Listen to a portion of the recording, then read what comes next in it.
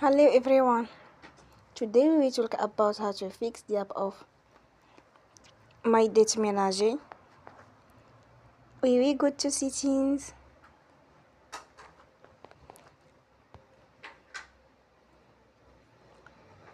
Then we click on apps. After that we search the app My Date Ménager and we click. Then we will on for stop. After that we go to storage.